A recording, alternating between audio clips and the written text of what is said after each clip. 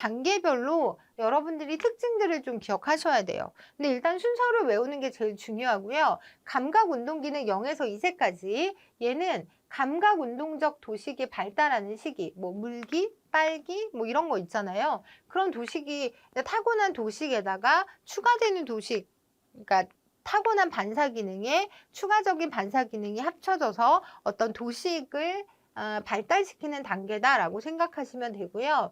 반사 행동에서 목적을 가진 행동으로 발전을 하고 대상 영속성을 습득하는데 이건 뭐냐면 눈에 보이지 않는 대상이 존재한다라고 생각하는 개념이 처음부터 있는 건 아니잖아요. 그러니까 아동이 이 시기에 발달 단계를 거치면서 어느 순간이 되면 눈앞에 보이지 않는 물건도 사실은 존재한다라고 생각하는 거, 그게 대상 영속성인데 그걸 습득하는 단계가 감각운동기 단계다라고 생각하시면 되고요.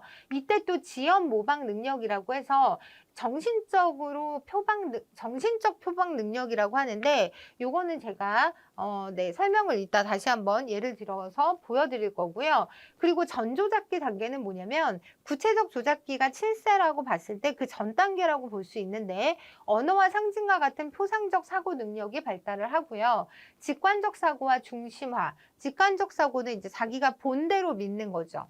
그리고 자기 중심으로 생각을 하려고 하는 그런 특징을 보이고요. 자기 중심성을 가지고 있다. 그리고 구체적 조작기는 구체적 상황에서의 논리적 사고가 발달하고 가역성, 유목화, 서열화 개념을 습득해서 보존 개념을 이때 갖게 된다라고 보시면 되고 사회 지향성을 갖게 되고요. 형식적 조작기는 11세 이후부터 성인 단계인데 논리적으로 추상적인 문제를 해결할 수 있고요. 가설 연역적 추리가 가능하다 정도를 기억하시면 될 것 같아요. 근데 이제 이런 각각의 특징보다 여러분들의 그 단계를 기억하고 있으면 풀 수 있는 문제들이 많이 나와서 그거 가지고 접근하시면 되는데 일단 제가 전조작기를 좀 더 자세히 설명을 드리자면 전조작기는 정개념적 사고와 직관적 사고 단계로 좀 나누어지는데 어쨌든 이 모두가 전조작기의 특징이다라고 생각을 하시면 되고요.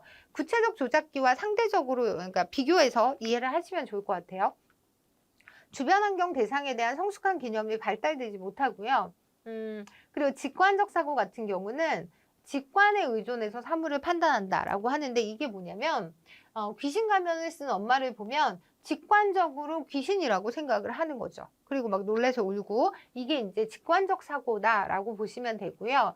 그리고 우리가 상징적 사고와 그 다음에 자기중심적 사고가 뭐냐면 자기중심적 사고는 타인의 생각이나 감정들이 자신과 동일하다고 믿고 타인의 관점을 이해하지 못하는 경향으로 구체적인 예를 들자면 내가 제일 아끼는 장난감을 엄마도 제일 좋아할 거라고 생각해서 엄마한테 생일 선물로 그 장난감을 줘야지 라고 생각하는 게 자기중심적 사고의 예다라고 볼 수 있고요. 무랄론적 사고는 뭐냐면 생명이 없는 대상에게 생명과 감정을 부여하는 사고.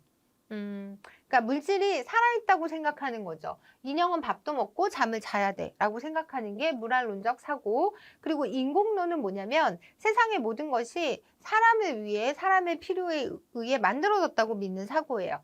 예를 들면 사람들이 길을 찾을 수 있도록 해와 달이 만들어졌다라고 생각하는 게 인공론적인 사고고요.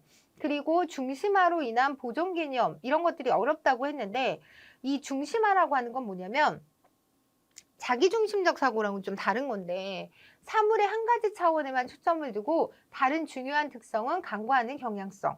근데 이건 뒤에 제가 보존 개념 때 다시 한번 보여드리도록 할게요. 이렇게 해서 그 구체적 조작기 전 단계의 특징들을 이렇게 갖고 있다. 이거에 비해서 구체적 조작기는 이런 특징을 가지고 있지 않다라고 접근하시는 게 좋을 것 같아요.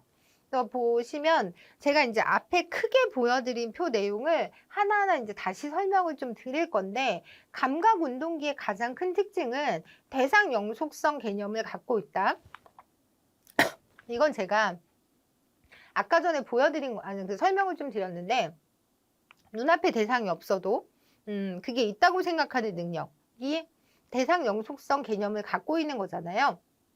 그러니까 그런 관점에서 감각운동기에 이 개념을 습득한다라고 보시면 되고 지연 모방 능력은 뭐냐면 아동이 목격한 사태를 목격 직후 모방하는 것이 아니라 일정한 지연이라는 표현이 들어간 게 뭐냐면 일정한 시간이 지난 다음에도 자발적으로 재현하는 것으로 생후 18개월에서 24개월에 처음 나타난다라고 해서 이게 이제 피아제가 자기 자녀들 셋을 데리고 그러니까 연구한 이론이잖아요.